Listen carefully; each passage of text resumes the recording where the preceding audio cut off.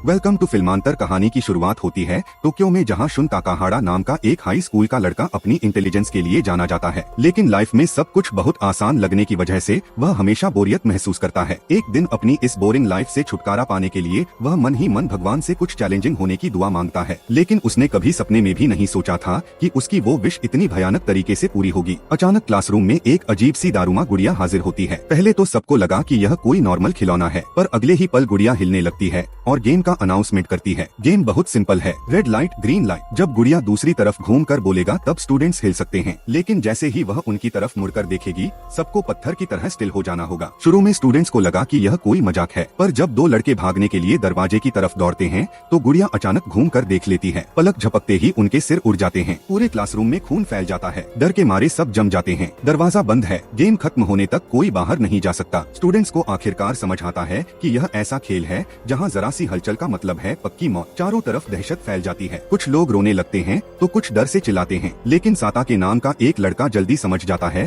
कि वे किस खेल में फंसे हैं। वह सबको बताता है कि यह जापानी बच्चों का एक गेम है जिसका नाम दारुमा सान गालुंडा है। गुड़िया पीछे मुड़कर बार बार एक ही सेंटेंस बोलती रहेगी। जब तक वो बोल रही है तब तक स्टूडेंट्स को टीच अगर कोई उस बटन को दबा दे तो गेम बंद हो जाएगा। यह सुनकर एक स्टूडेंट रिस्क लेने का फैसला करता है। गुड़िया जब धीरे धीरे अपना फिक्स्ड सेंटेंसेस बोल रही थी तब वो स्टूडेंट बटन के पास पहुंचने की उम्मीद में अचानक उसकी तरफ दौड़ पड़ता है, लेकिन गुड़िया जल्दी समझ जाती है कि वो क्या करने की कोशिश कर रहा है। अचानक वो सेंटेंस बहुत तेजी से खत्म कर देती है और घूम कर देखती है। स्टूडेंट उस वक्त भी हिल रहा था। अगले ही सेकंड उसका सिर पॉपकॉर्न की तरह ब्लास्ट हो जाता है। दोबारा चारों तरफ खून फैल जाता है। अब स्टूडेंट्स एक और डरावनी चीज नोटिस करते हैं। गुड़िया के पीछे एक टाइमर चल रहा है और गेम खत्म होने में 1 मिनट से भी कम टाइम बचा है। दहशत और बढ़ जाती है। बहुत से स्टूडेंट्स अपना कंट्रोल खो देते हैं और गुड़िया की तरफ दौड़ने लगते हैं, इस उम्मीद में कि वही पहले बटन दबाएंगे। लेकिन गलत टाइम पर हिलने की वजह से गुड़िया बार बार घूम कर देखने लगती है और एक के बाद एक सबका सिर फटने लगता है। बस कुछ ही सेकंड्स में लगभग पूरी क्लास खत्म हो जाती है। जब सिर्फ 10 सेकंड बचे होते हैं तब केवल 2 ही स्टूडेंट्स जिंदा बचते हैं। शन और साता के अब और कोई रास्ता ना देख वे दोनों साथ मिलकर काम करने का फैसला करते हैं। साता के जल्दी से झुक जाता है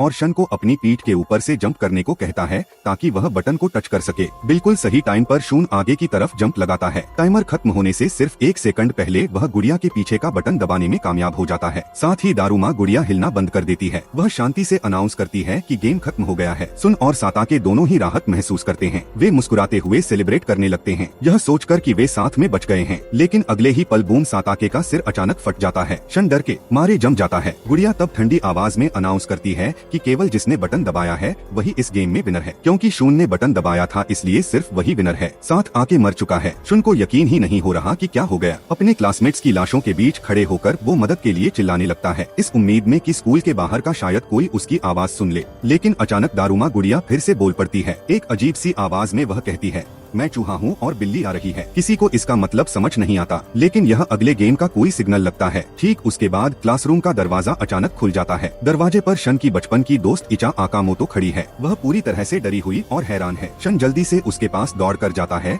और जानना चाहता है कि क्या हुआ। इचा बताती है कि उसने भी अपने क्लासरूम में यही दारुमा गेम खेला है, लेकिन उसके केस में जब उसने बटन दबाया था तब उसके सारे क्लासमेट्स पल भर में मर गए। यह सुनकर शुन को समझ आता है कि उसके साथ भी ठीक वही हुआ है। वे दोनों बुरी तरह टूट जाते हैं। वे फैसला करते हैं कि अभी पुलिस को फोन करना जरूरी है। शन जल्दी से अपना फोन निकाल कर देखता है, लेकिन वहाँ कोई सिग्नल नहीं है। फिर भी बचने की उम्मीद में वे स्कूल से बाहर निकलकर मदद मांगने का फैसला करते हैं। लेकिन जब वे दरवाजे की तरफ जाने की कोशिश करते हैं तो एक भयानक चीज नोटिस करते हैं। स्कूल का हर दरवाजा बंद है। सिर्फ एक दरवाजा खुला है जो जिम्नेजियम की तरफ जाता है और कोई रास्ता न होने की वजह से शन और इचा अंदर चले जाते हैं। उनके घुसते ही पीछे का दरवाजा जोर से बंद हो जाता है। वे फिर से फंस गए हैं, लेकिन इस बार वे अकेले नहीं हैं। जिम्नेजियम के बीच में पहले से ही कई और स्टूडेंट्स खड़े हैं। उनमें से कुछ ने तो चूहे की ड्रेस भी पहन रखी है। शन के पास जाते ही फर्श पर कुछ अजीब जापानी लिखावट दिखती है। ध्यान से पढ़ने के बाद उसे समझ आता है कि यह अगले गेम के रूल्स हैं। वहाँ बिना किसी वार्निंग के वो आगे बढ़ती है और चूहे की ड्रेस पहने एक स्टूडेंट को एक ही बार में निगल जाती है। सब चिल्लाने लगते हैं। स्टूडेंट्स डरकर चारों तरफ भागने लगते हैं और दानव बिल्ली पूरे जिम्नेजियम में उनका पीछा करना शुरू कर देती है। एक मोड़ पर बिल्ली इचिका की तरफ बढ़ती है। शन को लगता है कि वह शायद इचिका को खा जाएगी, लेकिन अजीब बात है कि बिल्ली उस पर हमला नहीं करती। इसके बजाय वह अचानक अपना सिर घुमाकर अपनी स्प्रिंग जैसी लंबी गर्दन जिम्नेजियम के दूसरे कोने तक फैला देती है और चूहे की ड्रेस पहने कुछ और स्टूडेंट्स को निगल जाती है। कोर्ट पर दौड़ते समय इचा फर्श पर एक घंटी लुढ़कते हुए देखती है। उसी समय शुन एक जरूरी चीज नोटिस करता है। बिल्ली के गले में एक कॉलर है और वहाँ से एक बास्केटबॉल हुक लटक रही है। अचानक फर्श पर लिखे सिग्नल का मतलब साफ हो जाता है। बिल्ली को घंटी दो। शन जल्दी से सबको घंटी के बारे में बताता है। बास्केटबॉल टीम का एक स्टूडेंट घंटी को लपक लेता है और इचा से उसे अपनी तरफ पास करने को कहता है। वह बिल्कुल सही निशाने से घंटी को कूप की तरफ फेंकता है, लेकिन घंटी अंदर जाने से ठीक पहले दानव बिल्ली उस शॉट को रोक देती है। फिर वो पूरी ताकत से घंटी को वापस फेंकती है, जो उस स्टूडेंट को दीवार के साथ कुचल देती है और उसकी वहीं मौत हो जाती है। इसके बाद बिल्ली सीधा शन की तरफ देखती है, लेकिन हैरानी की बात है कि वो उस पर भी हमला नहीं करती, बल्कि वह घूमकर चूहे की ड्रेस पहने एक दूसरे स्टूडेंट को खा जाती है। ठीक उसी पल शून को आखिरकार एक बहुत जरूरी बात समझ आती है। बिल्ली असल में चूहों का शिकार कर रही है। वो जल्दी से सबको चिल्लाकर चूहे वाली ड्रेस उतारने के लिए कहता है। स्टूडेंट्स जल्दी जल्दी उन्हें उतार देते हैं, यह सोचकर कि वे अब सेफ हैं। लेकिन अचानक बिल्ली फिर से हलचल शुरू कर देती है और इस बार वो ड्रेस पहनी हो या नहीं सबको अटैक करना शुरू कर देती है। जिम्नेजियम में फिर से अफरा तफरी मच जाती है। बचने की उम्मीद में स्टूडेंट्स जिसे जहाँ जगह मिलती है वहीं भागने लगते हैं। इस दहशत के बीच इचा घंटी के ठीक पास फर्श पर गिर जाती है। उसी समय वे टाइमर नोटिस करते हैं। सिर्फ 3 मिनट बचे हैं। दानव बिल्ली धीरे धीरे इचा की तरफ बढ़ती है और उसे खाने के लिए अपना विशाल मुंह खोलती है, लेकिन काटने के ठीक पहले सुन अचानक चूहे की ड्रेस पहनकर हाजिर होता है। वह बिल्ली के सामने इधर उधर दौड़कर उसका ध्यान भटका देता है। वह जानवर तब उसका पीछा करना शुरू कर देता है। दौड़ते समय शुन चिल्लाकर किसी को घंटी फेंकने के लिए कहता है, लेकिन बास्केटबॉल प्लेयर का हाल देखकर सब डर के मारे दुबक गए हैं। कोई अपनी जान का रिस्क नहीं लेना चाहता। ठीक तभी एक अजीब बात होती है। चूहे की ड्रेस पहने होने की वजह से शुन को अचानक एक आवाज सुनाई देती है। यह बिल्ली की आवाज है और किसी तरह वह बिल्ली की बात समझ पा रहा है। शन ध्यान से सुनता है और उसे समझ आता है कि बिल्ली बार बार कह रही है कि उसकी पीठ पर बहुत खुजली हो रही है। वह चाहती है कि कोई उसकी पीठ खुजला दे ताकि वह आराम से सो सके। अब जब वह बिल्ली की भाषा समझ गया है, शन जल्दी से उसके पीछे दौड़ता है और उछलकर पीठ पर चढ़ जाता है। वह रस्सी पकड़कर लटक जाता है और बिल्ली की पीठ खुजलाना शुरू कर देता है। हैरानी की बात यह है कि दानव बिल्ली वाकई इसे एंजॉय कर रही है। वह हमला करना रोक देती है और ज्यादा खुजलाने की डिमांड करती है, पर सुन जानता है कि वह अकेला इसे ज्यादा देर तक नहीं कर पाएगा, इसलिए वह दूसरे स्टूडेंट्स से मदद मांगता है। इचा सबसे पहले उछलकर बिल्ली की पीठ पर चढ़ती है और उसकी मदद करने लगती है। जल्द ही दूसरे स्टूडेंट्स भी ऊपर आ जाते हैं और सब मिलकर बिल्ली की पीठ खुजलाने लगते हैं। कुछ देर बाद दानव बिल्ली आखिरकार सो जाती है। अब यही उनके पास सबसे अच्छा मौका है। शुन घंटी उठा लेता है और हुक के अंदर फेंकने के लिए तैयार होता है, लेकिन अचानक दूसरे स्टूडेंट्स घबरा जाते हैं। उन्हें पहले गेम की बात याद आ जाती है जहां सिर्फ एक ही बचा था। अब घंटी असल में कौन फेंकेगा? उनकी तेज आवाज की वजह से बिल्ली जाग जाती है। एक पल में दानव बिल्ली 2 स्टूडेंट्स के टुकड़े टुकड़े कर देती है। अब उसे दोबारा सुलाने जैसा टाइम नहीं है। जल्दी से दिमाग चलाकर शुन एक नया प्लान बनाता है। वो एक फटा हुआ बास्केटबॉल लेता है, फिर इचा से कहता है कि घंटी लेकर उसके साथ लॉकर रूम में आए। कुछ देर बाद वे वापस आते हैं। घंटी अब फटे हुए बास्केटबॉल के अंदर छिपी है और एक चूहे की ड्रेस से लिपटी हुई है। शन और इचा दो तरफ से बिल्ली की ओर बढ़ते हैं ताकि वह कंफ्यूज हो जाए कि असल में घंटी कौन फेंकेगा। दौड़ते समय शुन बास्केटबॉल को इस तरह दिखाता है जैसे सब सोचे कि यही असली थ्रो है। बिल्ली भी इचा की तरफ ध्यान देती है ताकि उसका शॉट रोक सके, लेकिन यह शन के प्लान का ही हिस्सा था। लास्ट मोमेंट पर वो दिखाता है कि घंटी असल में बॉल के अंदर छिपी है और वह उसे हुक की तरफ फेंक देता है, लेकिन बदकिस्मती से उसका निशाना मिस हो जाता है। घंटी बास्केट के ठीक नीचे गिर जाती है। सबको लगा कि गेम शायद यही खत्म हो गया, लेकिन तभी अमाया नाम का एक बहादुर स्टूडेंट बिल्ली के ऊपर से जंप लगाता है। वो बॉल को लपक लेता है और बिल्कुल बास्केटबॉल डंक की तरह जोर से हुक के अंदर डाल देता है। घंटी अंदर चली जाती है। एकदम लास्ट सेकंड पर वे चैलेंज जीत जाते हैं। दानव बिल्ली तुरंत बेजान हो जाती है। कुछ सेकंड बाद वो दोबारा एक्टिव होती है, सिर्फ विनर्स के नाम अनाउंस करने के लिए, अमाया, शन और रिचा। लेकिन तभी शन एक अजीब चीज नोटिस करता है। कोई दूसरा स्टूडेंट हिल नहीं रहा है। वो जब पास जाकर देखता है तो अमाया एक लोहे की रड लेकर घूम रहा है और हर स्टूडेंट को मारकर बेहोश कर रहा है। यह लड़का पूरी तरह पागल हो गया है। अमाया धीरे धीरे सुन और इचा की तरफ बढ़ता है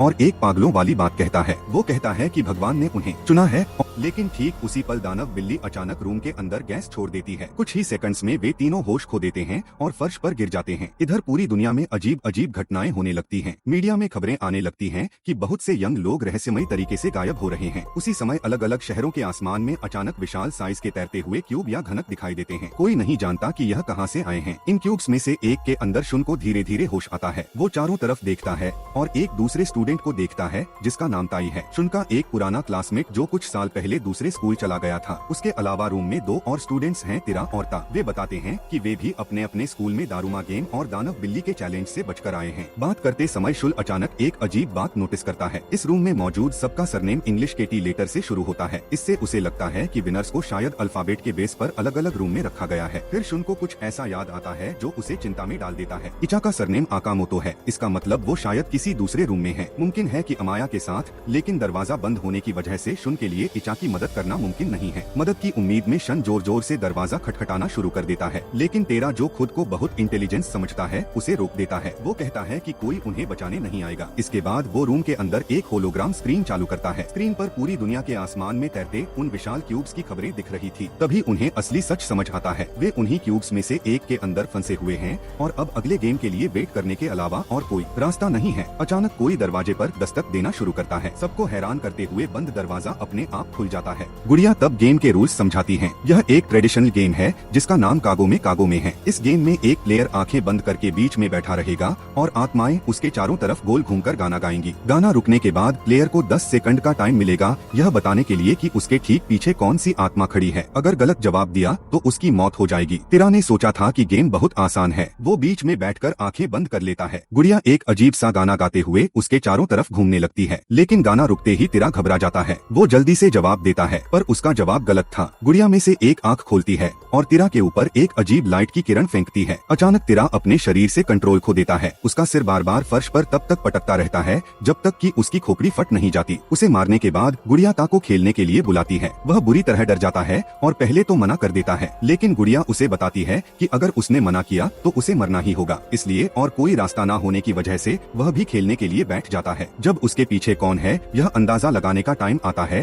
तो ता इतना डर जाता है कि जवाब देने में बहुत देर कर देता है। 10 सेकंड बीत जाते हैं और वह तुरंत डिसक्वालीफाई कर दिया जाता है। डर के मारे वो भागने की कोशिश करता है, लेकिन कोकुशी गुड़िया उसे घेर लेती है। इस बार किरण का इस्तेमाल करने के बजाय हर गुड़िया उसका एक एक पैर पकड़कर अलग अलग दिशा में खींचने लगती है। उसकी बॉडी के चीथड़े उड़ जाते हैं। अब सिर्फ शन और ताई बचे हैं। गुड़िया ताई को खेलने के लिए बुलाती है तो शन समझ जाता है कि वह इतना डरा हुआ है कि गेम पर ध्यान नहीं दे पाएगा, इसलिए वह जल्दी से आगे आता है और उसकी जगह खुद खेलने का ऑफर देता है। शन रूम के बीच में बैठकर अपनी आंखें बंद कर लेता है। गुड़िया फिर से वही अजीब गाना गाकर शन के चारों तरफ घूमने लगती है। गाना की टाइम खत्म, लेकिन शुन शांति से एक बात समझाता है। वो बताता है कि उसने अपने फोन में सब कुछ रिकॉर्ड किया है। जब वो रिकॉर्डिंग चेक करता है तो दिखता है कि जवाब देने से पहले सिर्फ 6 सेकंड बीते थे, यानी उसने असल में तय समय के अंदर ही जवाब दिया है। गुड़िया क्यूरियस होकर जानना चाहती है कि उसे यह कैसे पता चला। शन समझाता है कि पिछले राउंड्स में गुड़िया हर बार एक ही पोजीशन पर थी। इसके अलावा हर बार टाइम खत्म होने का अनाउंसमेंट एक ही गुड़िया कर रही थी, इसलिए शन सिर्फ उस आवाज को सुनने का वेट कर रहा था और उसी का इस्तेमाल करके उसने कंफर्म किया कि कौन सी गुड़िया कहाँ खड़ी है, क्योंकि उसने 10 सेकंड के अंदर सही जवाब दिया है। गुड़िया अचानक धूल में मिल जाती है। उनकी राख से फर्श पर एक छोटी चाबी निकल आती है। रूम में अब और कोई रुकावट न होने की वजह से शन और ताई चाबी उठा लेते हैं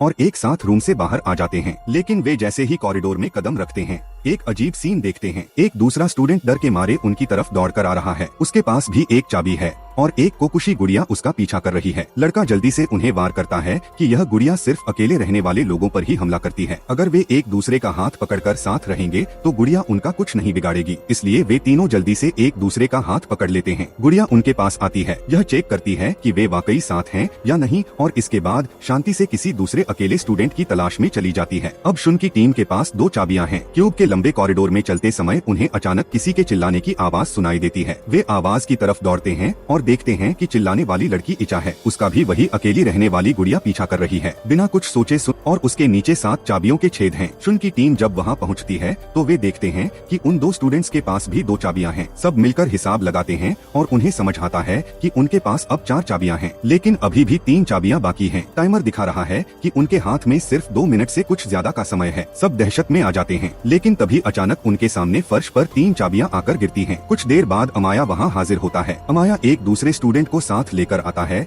जिसे वह असल में उस अकेली रहने वाली गुड़िया को बेवकूफ बनाने के लिए इस्तेमाल कर रहा था। अब आखिरकार उनके पास 7 चाबियां हैं, लेकिन आगे बढ़ने से पहले अमाया उस स्टूडेंट को कूड़े की तरह एक तरफ फेंक देता है। इसके बाद वह शांति से इस टीम में शामिल होने की बात कहता है और बताता है कि अगले स्टेप पर जाने के लिए सबको इन चाबियों की जरूरत है और कोई रास्ता न होने की वजह से टीम उसे एक्सेप्ट कर लेती है। वे लकड़ी के सिर में 7 चाबियां लगा देते हैं, साथ ही दीवार खुल जाती है और क्यूब के और अंदर जाने का एक टनेल या सुरंग दिखाई देती है। अंदर जाने से पहले वह विशाल सिर उन्हें कपड़े बदलने के लिए कहता है। इसके बाद सिर गायब हो जाता है और टीम सुरंग से चलना शुरू करती है। जब वे दूसरे कोने पर पहुंचते हैं तो वे खुद को बर्फ से ढकी एक दुनिया के बीच पाते हैं। अचानक जमीन कांपने लगती है। कुछ देर बाद ही उन्हें इसकी वजह दिखती है। एक विशाल पोलर बियर पहाड़ के ऊपर से स्नोबोर्डिंग करते हुए नीचे आ रहा है और एक प्रोफेशनल एथलीट की तरह करतब दिखा रहा है। इस अजीब परफॉर्मेंस को खत्म करके भालू उनके सामने आकर खड़ा हो जाता है। वो अगले चैलेंज का अनाउंसमेंट करता है। भालू बताता है कि उसे झूठ से नफरत है, इसलिए यह गेम उनकी ईमानदारी का टेस्ट होगा। रूल्स बहुत सिंपल हैं। वह सवाल पूछेगा और सबको ईमानदारी से जवाब देना होगा। अगर कोई झूठ बोलेगा तो भालू हवा को सूंघकर उसे पकड़ लेगा। तब टीम को तय करना होगा कि झूठा कौन है। अगर वे सही, सबको थोड़ी राहत मिलती है, सब जवाब देते हैं, लेकिन ठीक उसके बाद भालू हवा सूंघना शुरू कर देता है। इसके बाद वह कहता है कि उसे झूठ की महक आ रही है क्योंकि किसी एक ने रूल तोड़ा है। इसलिए अब टीम के पास 2 मिनट का टाइम है यह तय करने के लिए कि झूठ किसने बोला है। थोड़ी बहस के बाद उनमें से ज्यादातर लोग उस स्टूडेंट को आरोपी ठहराते हैं जिसे शन और इचा ने पहले बचाया था। बिना किसी हिचकिचाहट के विशाल भालू अपने बड़े हाथ से एक थप्पड़ मारता है। लड़के की बॉडी पल भर में कुचल जाती है। अब भालू अगले सवाल पर आ जाता है। वह सबसे पूछता है कि क्या वेन को पसंद करते हैं। इचा और ताई दोनों बताते हैं कि वे उसे पसंद करते हैं। अमाया भी कहता है कि उसे शन पसंद है, लेकिन सबके जवाब खत्म होने के बाद भालू दोबारा कहता है कि उनमें से किसी एक ने झूठ बोला है। इचा तुरंत अमाया की तरफ उंगली दिखाकर कहती है कि उसने तो पहले ही उन्हें मारने की कोशिश की थी जब वे बहस कर रहे थे। शन अचानक कुछ अजीब सोचने लगता है, कोई यह जानते हुए भी कि कोई मर सकता है, भला झूठ क्यों बोलेगा। भालू अचानक हंस पड़ता है। वह कहता है कि सुन, आखिरकार बात को समझने लगा है। इसके बाद भालू एक चौंकाने वाली बात बताता है। वह कहता है कि उसका एक साथी इंसानी भेष में उनके बीच छिपा है और वही झूठ बोल रहा है ताकि बाकी लोग एक एक करके मारे जाएं। यह सुनने के बाद दूसरे स्कूल के 2 स्टूडेंट्स सोचने लगते हैं। वे अचानक ताई पर शक करते हैं। उनका लॉजिक बहुत सिंपल था। सुन, इचा और अमाया सब एक ही स्कूल के स्टूडेंट्स हैं, इसलिए वे गेम से पहले ही एक दूसरे को जानते थे। लेकिन ताई दूसरे स्कूल से आया है और बाद में उनके साथ शामिल हुआ है, इसलिए उन्हें यकीन है कि ताई ही वो बहरूपिया है। शन और रिचा जल्दी से उसे बचाने की कोशिश करते हैं, पर दूसरे उनकी बात सुनते ही नहीं। लास्ट मोमेंट पर वे ताई के खिलाफ वोट दे देते हैं। अचानक ताई की बॉडी कुचलकर खून के ढेर में बदल जाती है। अब सिर्फ कुछ ही प्लेयर्स बचे हैं। वो कहता है कि यह पोलर बियर ही असली झूठा है। भालू कंफ्यूज हो जाता है। तब शन अपना लॉजिक समझाता है। वो बताता है कि ताई ने मरने से पहले असल में उसे यह समझने में मदद की थी। जब ताई का खून भालू के हाथ पर गिरा था तब उसकी बॉडी का सफेद रंग थोड़ा सा धुल गया था। उस रंग के नीचे काले बाल दिखाई दिए थे। इसका मतलब यह जानवर कभी पोलर बियर था ही नहीं। यह असल में एक काला भालू था जिसने दूसरे का भेष बना रखा था, क्योंकि भालू ने अपनी बॉडी के रंग को लेकर ही झूठ बोला था। शंतन तब एक जरूरी बात समझ जाता है। अगर उसने इस बारे में झूठ बोला है तो उसकी कहीं दूसरी सारी बातें भी शायद झूठ ही हो। इसका मतलब उनके बीच कभी कोई धोखेबाज था ही नहीं। भालू सिर्फ उनके साथ धोखा कर रहा था ताकि वे एक दूसरे पर शक करें और खुद ही अपने आप को खत्म कर लें। यह सब सुनकर दानव भालू को बहुत गुस्सा आता है। वह अचानक हवा में उछलता है और अपनी बॉडी से टीम को कुचलने की कोशिश करता है, लेकिन शन और बाकी लोग जल्दी से हट जाते हैं। भालू का निशाना चूक जाता है और वह सीधा पास के एक गर्म पानी के झरने में जा गिरता है। खौलता हुआ पानी जानवर को अंदर से जला देता है। बॉडी गलने की वजह से वह दर्द से चिल्लाने लगता है। आखिरकार दानव हार मान लेता है। गायब होने से पहले वह जिंदा बचे मेंबर्स को बता देता है कि अगले चैलेंज के लिए उन्हें कहाँ जाना है। जल्द ही सुनिचा और अमाया नई जगह पहुँच जाते हैं। वहाँ कुछ अजीब गुड़िया की टीम उनका वेलकम करती है। गुड़िया अनाउंस करती है कि अब फाइनल चैलेंज शुरू होगा। इस खेल का नाम किक द कैन है। यह लुका छिपी के खेल का एक डरावना वर्जन है। गुड़िया रूल्स समझाती है। एक प्लेयर को आकुमा के रूप में चुना जाएगा, जिसका मतलब है वो दानव जो दूसरों को ढूंढेगा। खेल शुरू होने से पहले आकुमा को ऊंचाई पर रखे एक कैन को लेकर जमीन पर बने एक सर्कल के ऐसा करते ही वह इंसान बंदी बन जाएगा और खेल खत्म होने तक जेल में बंद रहेगा। लेकिन गुड़िया एक और रूल बताती है। बंदी प्लेयर्स को चाहे तो आजाद कराया जा सकता है। अगर आजाद प्लेयर्स में से कोई कैन को लात मारने में कामयाब हो जाता है तो सारे बंदी छूट जाएंगे। लेकिन इसमें एक भयानक बात छिपी है। कैन के अंदर विस्फोटक रखा है। जिस पल कोई कैन को लात मारेगा वह तुरंत ब्लास्ट हो जाएगा, यानी जो इंसान सबको बचाएगा वह उसी वक्त मर जाएगा। शॉर्ट में कहें तो टारगेट बहुत सिंपल है, जिंदा बचे लोगों को सूर्यास्त तक छिपे रहना होगा, लेकिन आकुमा को कम से कम 3 लोगों को पकड़ना होगा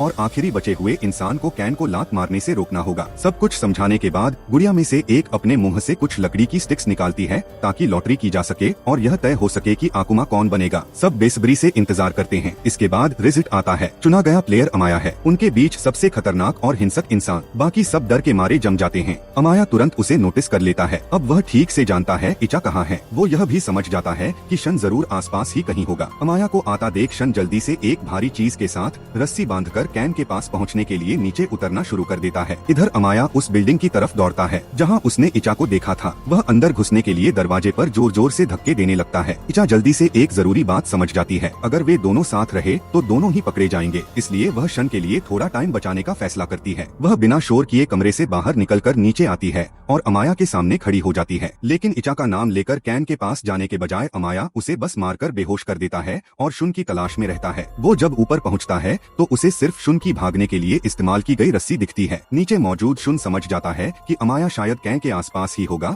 और उसकी पहरेदारी कर रहा होगा, इसलिए वह नई छिपने की जगह ढूंढने के लिए चारों तरफ दौड़ने लगता है। कुछ देर बाद अमाया उसे चिल्लाकर बुलाता है। वह फ्रेंडली होने का नाटक करता है और कहता है कि उसने पहले ही 3 लोगों को पकड़ लिया है, इसलिए गेम लगभग खत्म है। वो शुन से कहता है कि वे साथ मिलकर काम करके जिंदा रह सकते हैं, लेकिन शुन जानता है कि वह झूठ बोल रहा है। छिपने के दौरान शुन को काम आने वाली एक चीज मिल जाती है, पुराने जमाने का एक आर्मर यानी लोहे का कवच। सूरज जब धीरे धीरे डूबने लगता है तब शुन वो भारी कवच पहनकर छिपाव से बाहर आता है। उसका प्लान था कि कैन को लात मारते वक्त होने वाले ब्लास्ट से खुद को बचाने के लिए इस कवच का इस्तेमाल करेगा, लेकिन कवच बहुत भारी होने की वजह से उसके लिए हिलना डुलना बहुत मुश्किल हो जाता है। फिर भी शुन धीरे धीरे अमाया की तरफ बढ़ता है। एक मोड़ पर वह अपनी तलवार भी फेंक देता है और खुद को पूरी तरह बेबस दिखाता है। यह देखकर अमाया हंसते हुए उसकी तरफ बढ़ता है, क्योंकि चेहरा देखे बिना किसी को बंदी बनाना मुमकिन नहीं है, इसलिए अमाया शन के प्लान का मजाक उड़ाते हुए उसका हेलमेट उतार देता है। वह पहले ही खुद को जीता हुआ मानकर कॉन्फिडेंस के साथ कैन की तरफ चलने लगता है, लेकिन अचानक उसे महसूस होता है कि कोई उसे पीछे से खींच रहा है। उसकी कमर के साथ एक जंजीर बंधी है। ठीक तभी अमाया को असली सच समझ आता है। यह पूरा मामला शुन का ही प्लान था। छिपने की जगह से निकलने से पहले ही शन ने चुपके से जंजीर का एक कोना कवच के साथ बह रखा था। अमाया जब उसका हेलमेट उतार रहा था,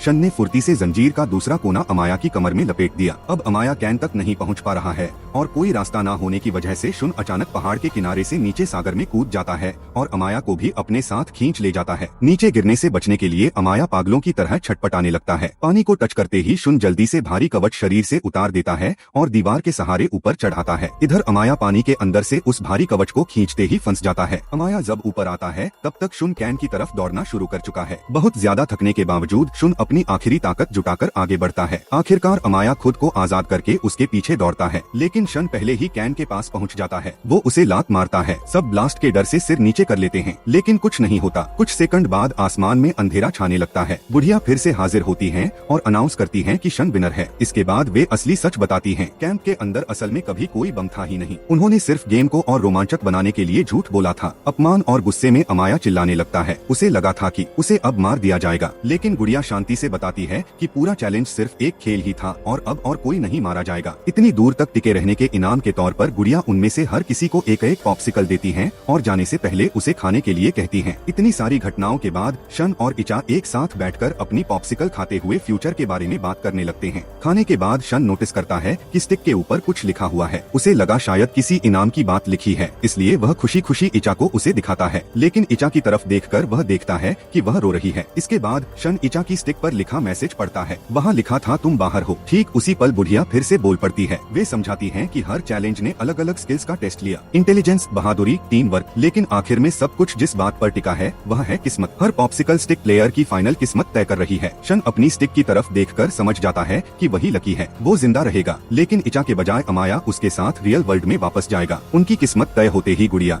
इचा और बाहर हुए दूसरे स्टूडेंट्स पर लेजर किरणें छोड़ती हैं। उनकी बॉडीज गायब हो जाती हैं और सिर्फ उनकी आत्मा के कुछ निशान रह जाते हैं। फाइनल गेम खत्म होने के बाद शून और अमाया को टोक्यो के आसमान में तैरते एक विशाल क्यूब के अंदर ले जाया जाता है। जब पूरी दुनिया के लोग देखते हैं कि इस जानलेवा खेल से 2 स्टूडेंट्स जिंदा वापस आए हैं, तो वे उन्हें भगवान की संतान कहकर बुलाने लगते हैं। इस दुनिया के अजीब रूल के हिसाब से उनमें से एक तबाही का रास्ता चुनकर ताकतवर भगवान बनेगा और दूसरा मौत का रास्ता चुनकर यमराज बनेगा। और ठीक यहीं यह कहानी खत्म हो जाती है।